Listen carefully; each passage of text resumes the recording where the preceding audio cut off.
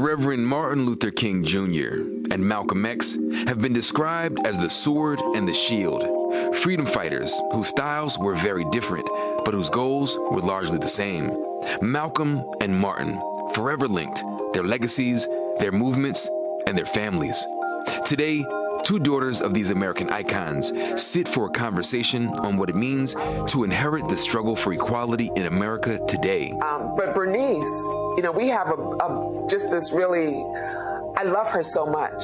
They became like my extended family of sisters. Bernice King and Ileasa Shabazz call themselves sister friends. They've literally inherited their father's legacies, which at times can be a lonely birthright.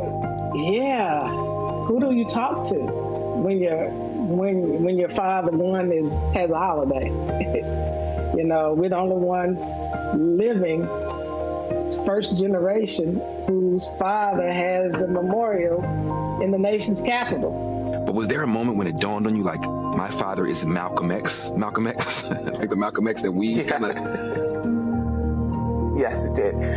It's funny, when I went to college, people were chasing me on campus. Are you Malcolm X's daughter? I was like, oh my gosh, yes. And trying to understand what that meant. I saw that people had these enormous expectations of who they thought I should be.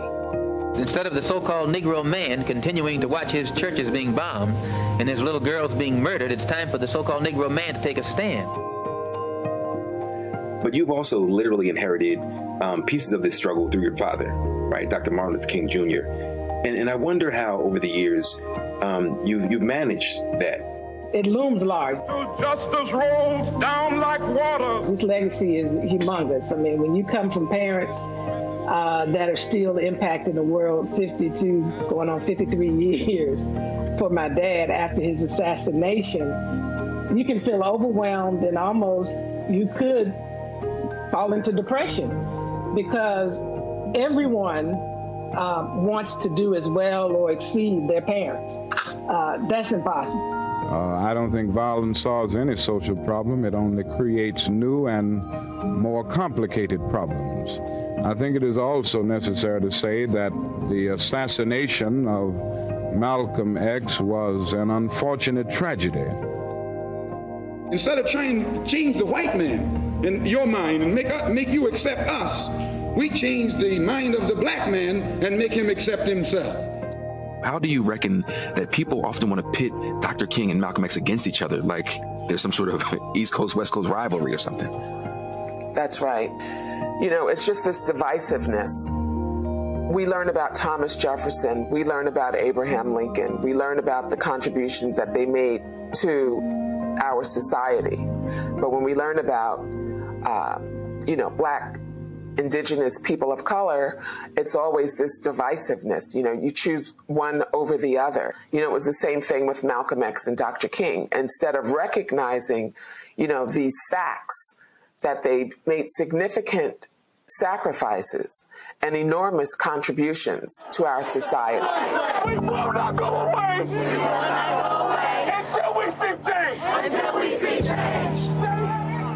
As today's freedom movements shake America to its core, these women continue their families' work with Black liberation on their minds and unity in their spirits.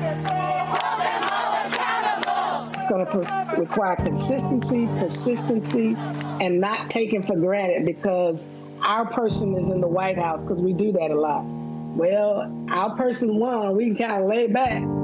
And we cannot let the Messiah complex take over. We got our Messiah now. So we're looking for them to save us. No, we all have to have hands on deck. I always say that, it's not our responsibility to do this, right? It's not just our responsibility. It's all of our responsibility. How do you strategize and push in a way when you have so-called allies now? Your father talked famously about white liberals, right? Here we are in this moment. What strategy needs to happen to make sure we're pushing them in the right direction in terms of ultimate Black freedom and liberation? He said the nettlesome task is to organize our strength into compelling power. That's going to be key to progress, because the more organized we are with an agenda that everybody can rally around instead of these competing agendas. I think that's what kind of undermines the efforts. So that's what I'm hoping will happen, because you're right. We have an open door, I believe, window of time. And I think instead of slowing up, we must push at this point, and we must continue to move on. And I'm convinced that our moving on will not only help the Negro cause, so to speak, but the cause of the whole of America. But we must keep moving. If you can't fly, run. If you can't run, walk. If you can't walk, crawl. But by all means, keep moving.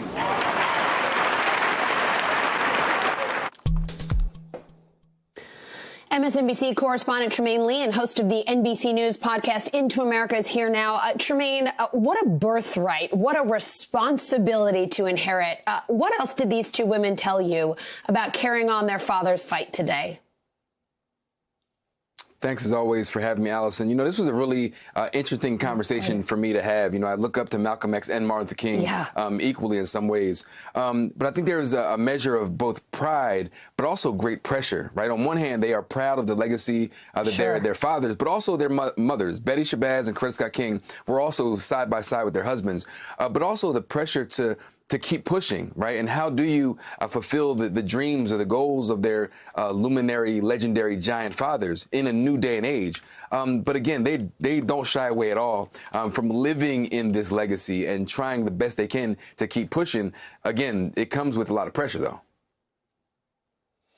Unbelievably so. I got such a kick when Malcolm X's daughter was describing what it was like to go to college and people chasing her around campus asking who she was. Tremaine, another absolutely fascinating conversation. Thank you for sharing it with us.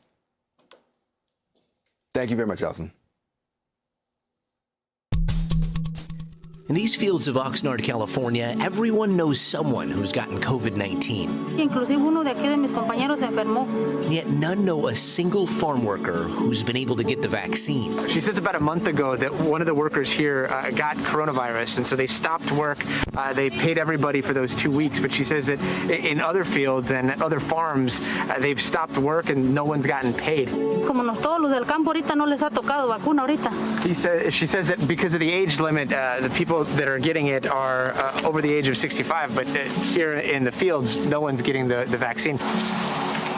We've seen COVID-19 hit the Latino community harder than anybody else, and yet when it comes to the vaccine, we've seen the Latino community almost last in line. Is that what's going on here in the fields as well? Yeah, rare is a farm worker who has gotten vaccinated, and it's not their fault. With the population of 40 million, California has already given out 7 million vaccine doses. At the top of the list, healthcare workers and long-term care residents. And then in mid-January, the state opened up eligibility to all people over 65, those who work in education, first responders, and those like Patricia, who work in agriculture and food. Somos esenciales para el trabajo, porque cortamos la verdura para que vayan a la mesa de todos. She says if they're not included in the vaccine, then every day they're out here working and it's dangerous for them.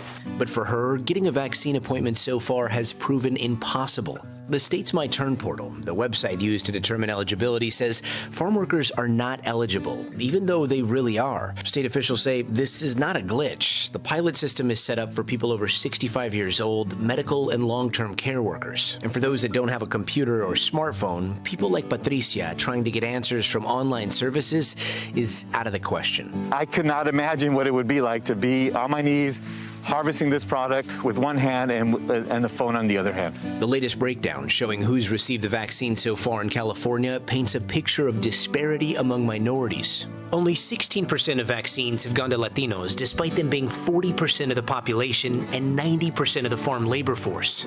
Doctors like David Hayes Bautista say the disparity is a result of historic inequities among the healthcare system. Why do Latinos have a higher case rate and mortality rate? It has to do with the infrastructure that has neglected Latino health for 170 years. We asked California Surgeon General about the gaps when it comes to who's getting vaccinated. That sets a clear target, a clear goal of the work that California has ahead of us.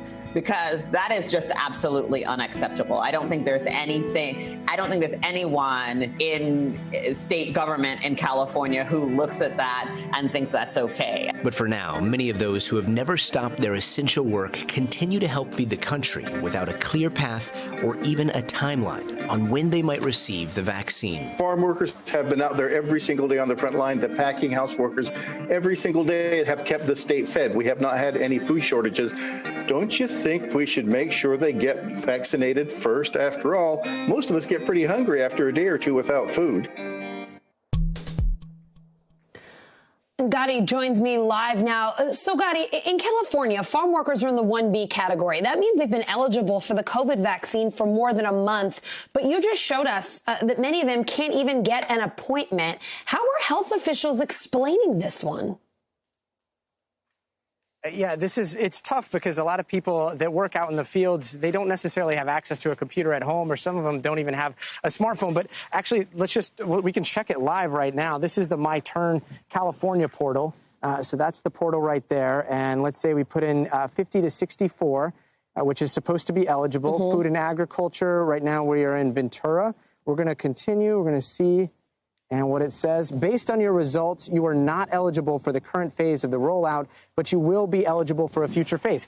That's incorrect. We know it to be incorrect because the state has made it a point to say that right now we're in phase 1A and phase 1B. So farm workers should be eligible for this vaccine, but the state portal is not allowing people to sign up when they use it. So it's very difficult. You're hearing mixed messages. The state says that they definitely have a problem, but I want to show you the neighborhood that we're in right here because it's telling. This is a neighborhood where a lot of people come in for a small amount of time. You're talking about people that live in the Central Valley, and they will come down here to Oxnard, and they'll live in a place like this. A lot of times it's 4 people to a room, 9 people in this small little unit right here. And so they're living in very cramped conditions. This is how it is every single year when you see the different seasons. Right now we're going into the strawberry season. So you've got seasonal workers coming down. And this is the type of place where, while the rest of the country may see a drop in COVID-19 hospitalizations and cases, you're going to see outbreaks in situations like this where people are all living in close conditions. So there are many advocates that are saying that this is a type of place that you want those vaccines to be rolling out to, the people that may not have computers, the people that may not have smartphones, and the people that need those vaccinations because they are in what could be considered a hotbed as these seasons change and as new workforces come in. Again, as you just heard, this is a workforce that never stopped working throughout this entire pandemic. There has never been a shortage of food in the supply chain. They are out there day in and day out. And the ones that we've spoken to out in the fields say they know people that have gotten COVID-19. Many of them have had it themselves, and yet they don't know a single person, a single farm worker that's gotten the vaccine. We've been asking people around this neighborhood, same exact story. So they know that the vaccine is out there. As for outreach, as for how it's going to get into people's arms here in this neighborhood that is crucial to the United States economy and that food supply, that's still yet to be seen. Allison?